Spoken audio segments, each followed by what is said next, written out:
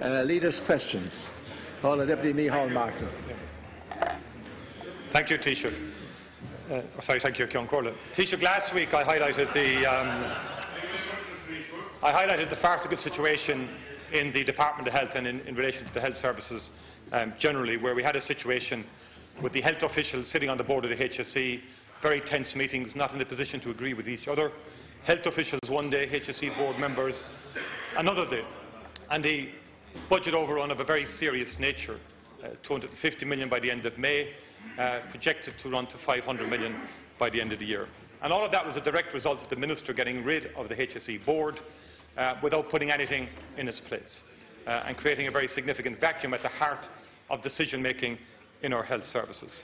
And the results will be very serious for people on the front line and will be very serious for patients by the end of the year.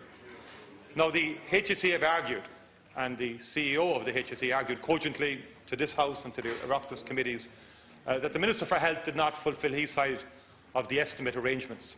And I've described that as a dishonest estimate, and I hold by that, because quite simply figures of 141 million were put in for revenue generation from private insurers and the drug pricing, another 100 million, and agency staff, all of which were not valid assumptions, and the legislation for private insurance not yet produced, and the session is up.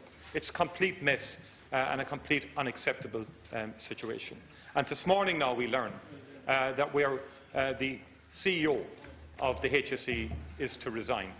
And I would ask you, Taoiseach, I think he's a very highly regarded individual with considerable integrity, who has been placed in an impossible position by Minister Riley in relation to both the budget, the management and organisation of the HSE.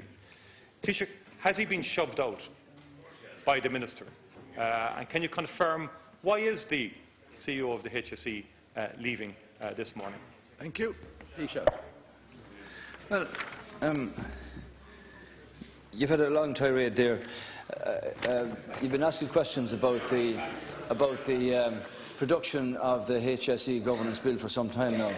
It was cleared yesterday by Cabinet and will be published today. And that bill will establish 7 directorates dealing with hospital care, primary care, mental health, social care, child and family services, public health and corporate shared services. And there will be a much clearer line of accountability in respect of the monies voted by the Oireachtas for provision of health services, with particular emphasis on the patient and the front line. We've made that point on very many occasions in the past, Deputy Martin, that the HSE in its structure and in the way that it was set up in the beginning created a lack of clarity about where the voted monies were actually being spent and how effective that spend was. And the May report produced by the HSE clearly shows overruns in some areas. Some of these are because of increased hospital activity and because of the throughput of patients through A&Es and so on like that. I understand that for some time that the Chief Executive of the HSE, Mr. Cathal Magee, has been discussing the intended changes to the structure of the HSE in the context of the governance bill with the Department of Health. And those discussions have been ongoing for some time. And having considered the new structure that is to be set in place, Mr. Magee has indicated that it's his intention to depart when the transition to the new structure takes place. Now, I would like to thank him for his service as a person of integrity and commitment. And the answer to your question is in the negative. Taoiseach, whether you accept it or not, the current management of the health service is a shambles. The deficit at Limerick Regional Hospital, is 9 million. Galway deficit at 7 million. Drogheda is at 6 million. Beaumont is at 8 million deficit. Tala at 7.5 million deficit. The Mater is at 5 million deficit. The CUH is at 5 million. And Vincent's is at 6 million. And I'm not saying this, Taoiseach. I'm not saying this. Everybody out there in the health service Everybody out there in the health service is saying the situation is not sustainable, Taoiseach. We've already had the high-profile resignation of the CEO of the VHI because of disagreements with the minister. We have a volatile minister here, and senior personnel have left the health service because of his behaviour and the manner in which he deals with people. And the exit of the CEO of the HSE is being masked by a relabelling of positions labelled as some sort of fundamental redrawing of the architecture of health, which fools absolutely nobody. And Taoiseach, the bottom line is this: the government is running out of time. You prepared a false estimate in relation to health, and the minister did without question.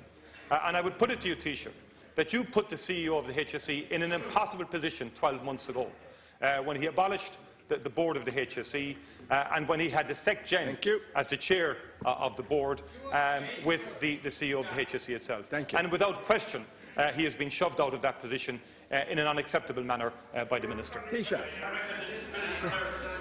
Well, it's actually utterly hypocritical of you to get up there and say that. Deputy McGrath, would you? And speak. Thank you. I find it completely hypocritical of you to stand up there and say that the chief executive of the HSE was being pushed by Minister Riley, and in the next sentence to say that the management of the HSE is in a shambles. That the management of the HSE is in a shambles. You can't have it both ways. As I say, I thank Mr. Magee for his integrity and for his commitment to his job. He's made his decision after discussions in respect of the new structure for the HSE, which, as I say, which I outlined for you, the 7 directorates will bring clarity and accountability for the spend of public monies, so that they're spent effectively in delivering care and attention for the patients who are at the centre of this. Now, you people, you set up the HSE. Hold down, please. You set up the HSE. You said to deliver world-class services, and that's the situation. No. Thank you, Deputy Adams. Thank you, Deputy Adams. Thank you, Deputy Adams. Hey, sorry, I called Deputy Adams.